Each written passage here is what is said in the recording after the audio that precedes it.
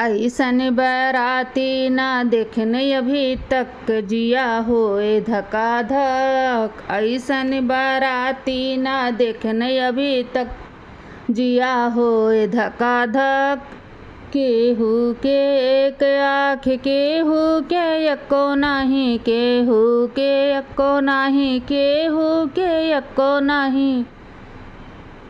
केहू के एक आँख केहू के एको नाही, जेकरे बा एको नाही ताके टकाटक जिया होए धका धक। जेकरे बा एको नाही ताके टकाटक जिया होए धका धक। ऐसन बाराती ना देखने अभी तक जिया होए धका धक। होए धका धक जिया होए धका धक। ऐसन बाराती ना देखने अभी तक जिया होए धका धक। केहू के एक गोड़ केहू के एको नाही, केहू के एको नाही, केहू के एको नाही। केहू के एक गोड़ केहू के एको नाही, जेकरे बा एको नाही चले खटाखट जिया होए धका धक। जेकरे बा एको नाही चले खटाखट जिया होए धका धक। ऐसन बाराती ना देखने अभी तक जिया होए धका धक। केहू के एक हाथ केहू के एको नाही, केहू के एक हाथ केहू के एको नाही, केहू के एको नाही, केहू के एको नाही। जेकरे बा एको नाही करे टपाटप जिया होए धका धक।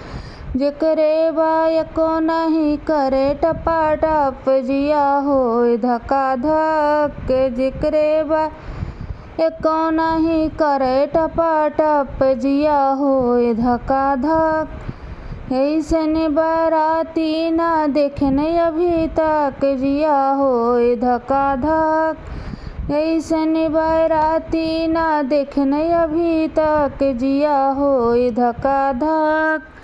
केहू के एक दाँत केहू के एको नाही, केहू के एक दाँत केहू के एको नाही। जेकरे बा एको नाही खाए खटाखट जिया होए धका धक।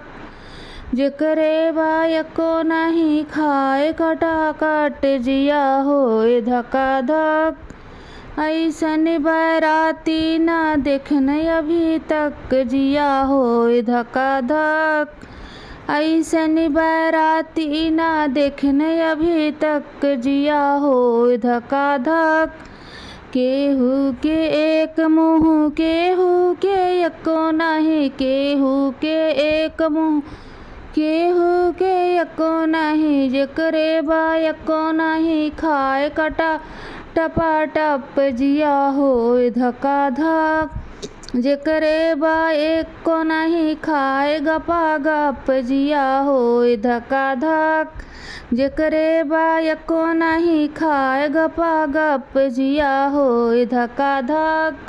ऐसन बाराती ना देखने अभी तक जिया होए धका धक।